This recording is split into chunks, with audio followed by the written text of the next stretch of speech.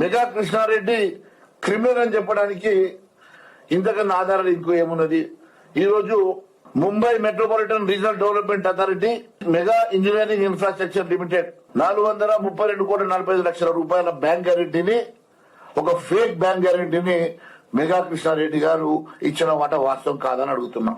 నాసి రకమైనటువంటి పనులు చేసిన దానికి ఈయనకు షోకాజ్ నోటీస్ కేంద్ర ప్రభుత్వం ద్వారా ఈయనకు షోకాజ్ నోటీస్ వచ్చిన మాట వాస్తవం కాదని అడుగుతున్నాం. ఈయనకి PB Krishna Reddy managing director MEIL MAL కంపెనీకి 27/7/2024 రోజు ఒక షోకాజ్ నోటీస్ ఇచ్చారు. ఈయన పూర్తిగా నాసిరకమైనటువంటి పనులు చేస్తున్నట్టుగా ఈయన మీద ఒక షోకాజ్ నోటీస్ కూడా మరి ఇచ్చారు. ఇలాంటి వ్యక్తి, ఫేక్ బ్యాంక్ గ్యారెంటీలు ఇచ్చినటువంటి వ్యక్తి, దేశవ్యాప్తంగా పూర్తిగా అన్ని బ్యాంకులని, అన్ని సంస్థలని, అన్ని ప్రభుత్వాలని మోసం చేసినటువంటి ఒక మోసపూరితమైనటువంటి మెగా కృష్ణారెడ్డి కంపెనీ ఈరోజు తెలంగాణ రాష్ట్రానికి మాత్రమే ఎందుకు ఆయన ఒక మెగా కంపెనీ, ఒక మంచి కంపెనీగా కనపడతా ఉన్నది? ఎందుకు వీళ్ళు వెనకేసుకొస్తా ఉన్నారు? మెగా కృష్ణారెడ్డిని ఎందుకు ఈ రకంగా వీళ్ళు, ఈ ప్రభుత్వం ఆయనను మరి వెనకేసుకొచ్చేసి కాపాడే ప్రయత్నం చేస్తా ఉన్నదో చెప్పాలని చెప్పి డిమాండ్ చేస్తా ఉన్నాం. పూర్తిగా మెగా కృష్ణారెడ్డి కంపెనీ, మెగా కంపెనీ ఒక ఫేక్ కంపెనీ, మెగా కంపెనీ ఒక క్రిమినల్ చర్యలు చేసినటువంటి, ప్రభుత్వాన్ని మోసం చేసినటువంటి ఒక ఫేక్ కంపెనీకి అధిపతి. కేవలం కమిషన్లతోటి నాయకుల్ని మభ్యపెట్టేటువంటి ఒక ఫేక్ కాంట్రాక్టర్ మెగా కృష్ణారెడ్డి. ఎక్కడ కూడా పని పూర్తి చేయకుండా కేవలం మభ్యపెట్టి ఎస్కలేట్ చేసుకొని, క్రీమ్ వర్క్ చేసుకొని, చేతులు దులుపుకొని బయటపడేటువంటి ఒక ఫేక్ కంపెనీ ఈరోజు పూర్తిగా నాసిరకమైనటువంటి పనులు చేస్తున్నట్టుగా కేంద్ర సంస్థలు షోకాజ్ నోటీస్ ఇచ్చినా, ఆయన ఫేక్ డాక్యుమెంట్లని రుజువు చేసిన, చిదంబరం స్వయంగా లెటర్ రాసిన, ఈ రాష్ట్ర ప్రభుత్వంలో కాళేశ్వరంలో ఎంక్వైరీ ఒకవైపు నడుస్తున్నా 1,000 కోట్ల రూపాయల కాంట్రాక్టులు ఆయనకి దక్కించడానికి, ఆయనకి మీరు కట్టబెట్టడానికి కారణం ఏంది? దేనికోసం ముఖ్యమంత్రి గారు, ఈ రాష్ట్ర ప్రభుత్వము ఆయనను ఈ రకంగా కాపాడి, ఈ రకంగా ఆయనను వెనుకేసుకొచ్చి 1,000 కోట్ల రూపాయల కాంట్రాక్ట్ చూపుతున్నది?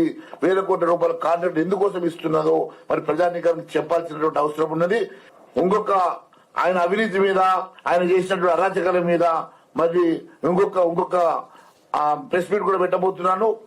ఆయన ఆధారాలతో సహా ఆయన ఎక్కడెక్కడ ఎలాంటి మోసాలకు పాల్పడ్డారో విత్ ఎవిడెన్సెస్ నేను మళ్లీ సోమవారం కూడా మీ ముందుకు రాబోతున్నానని తెలియజేస్తూ, ఈయన కేవలం ప్రభుత్వ సొమ్మును దోచుకోవడానికి ఉన్నటువంటి ఒక దోపిడీ గజ దొంగ మాత్రమే. ఈయన పూర్తిగా ప్రభుత్వాన్ని తప్పుదో పట్టించి మోసం చేస్తున్నటువంటి ఒక మెగా సంస్థ, ఒక మోసపూరితమైనటువంటి సంస్థ. ఇది కేవలం ప్రజల సొమ్ముని దోచుకునేటువంటి సంస్థగా నేను తెలియజేస్తా ఉన్నాను. తప్పకుండా ఈ ప్రభుత్వం స్పందించకుంటే నేను ఆందోళన చేయబోతున్నా. తప్పకుండా నేను అన్ని రుజువులతో సహా మీ ముందు పెట్టిన తర్వాత ఒకవేళ మెగా కంపెనీ మీద ఈ ప్రభుత్వం చర్యలు తీసుకోకుంటే, షోకాజ్ ఇచ్చి రికవరీ చేయకున్నా, చర్యలు తీసుకోకున్నా ఖచ్చితంగా మేము మాత్రం ఆందోళన ఖచ్చితంగా చేయబోతున్నాం.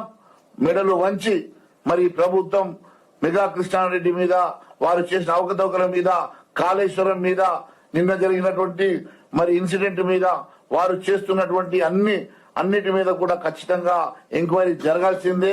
దానికోసం మేము డిమాండ్ చేస్తా ఉన్నాం. నేను ఒకటే విషయం చెప్తా ఉన్నాను, ఆధారాలు ఎక్కడ సబ్మిట్ చేయమంటే అక్కడ సబ్మిట్ చేయడానికి సిద్ధంగా ఉన్నాను.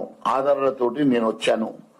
గతంలో కూడా కాళేశ్వరం అంశంలో ఇదే సీఎం గారు రేవంత్ రెడ్డి గారు చాలా స్పష్టంగా కాళేశ్వరం పెద్ద స్కామ్ ఉంది, 1,00,000 కోట్ల స్కామ్ ఉంది, నేను సిబిఐకి ఇవ్వండి, నేను రుజువు చేయకుంటే రాజీనామా చేస్తానని చెప్పినటువంటి వ్యక్తి ఈరోజు ముఖ్యమంత్రి.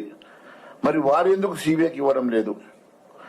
రెండోది, వారు చేసినటువంటి కమిటీ, సిట్టింగ్ జడ్జితో కమిటీ అన్నాడు, మళ్ళీ లాస్ట్ కి రిటైర్డ్ జడ్జితో కమిటీ చేశాడు. ఇప్పటి వరకు ఆయనకి కనీసము అవసరం ఉన్నటువంటి ఫైల్స్ ని గాని, గత 3 నెలల నుంచి జీతాలు కూడా ఇవ్వకపోవడం వెనుక కారణం ఏంది? నీరు గార్చే ప్రయత్నం చేస్తున్నాడు. ఈ రోజు మెగా కృష్ణారెడ్డి, రేవంత్ రెడ్డి, కేసీఆర్ ముగ్గురు ఒకటే. ఇదంతా కూడా కలిసి ఆడుతున్నటువంటి నాటకంగానే మేము భావిస్తున్నాం. శుంకుశాల 1400 కోట్ల రూపాయలతో చేస్తుంటే రాష్ట్ర ప్రభుత్వం చేస్తుంటే డ్రింకింగ్ వాటర్ స్కీమ్. అది జరిగి 10 రోజులైనా ఈ రాష్ట్ర ప్రభుత్వం కనీసం అసెంబ్లీ దృష్టికి తీసుకురాలి. అసెంబ్లీ జరుగుతున్నప్పుడు జరిగిన సంఘటనలు అసెంబ్లీ దృష్టికి తీసుకురాలేదు, ప్రజల దృష్టికి తీసుకురాలేదు, మీడియా దృష్టికి తీసుకురాలేదు. ఈ రోజు ఒక లేబర్ తీసినటువంటి ఒక వీడియో ఆధారంగా ఈ అంశం బయటకు వచ్చింది. కాబట్టి ఈ రోజు మరి అందరూ స్పందించి ఇది టీఆర్ఎస్ మీద బ్లేమ్ గేమ్ చేయడము, టీఆర్ఎస్ వీళ్ళ మీద బ్లేమ్ గేమ్ చేయడము వీళ్ళు ఆడుతున్న నాటకం కదా. మరి నిజంగా చిత్తశుద్ధి ఉంటే దీని మీద ఎంక్వైరీ ఎందుకు వేస్తలేరు? మరి సిబిఐ ఎంక్వైరీ మరి సిద్ధంగా ఉన్నారా? సిబిఐ ఎంక్వైరీ ఎందుకు వేస్తలేరు? అదే చెప్పిన కేంద్ర ప్రభుత్వం ఇన్వాల్వ్ కావాలంటే రాష్ట్ర ప్రభుత్వం లెటర్ ఇవ్వాలా. రాష్ట్ర ప్రభుత్వం లెటర్ ఇవ్వమనండి, 48 గంటల్లో సిబిఐ ఎంక్వైరీ అయిపోయడానికి సిద్ధంగా ఉన్నాం.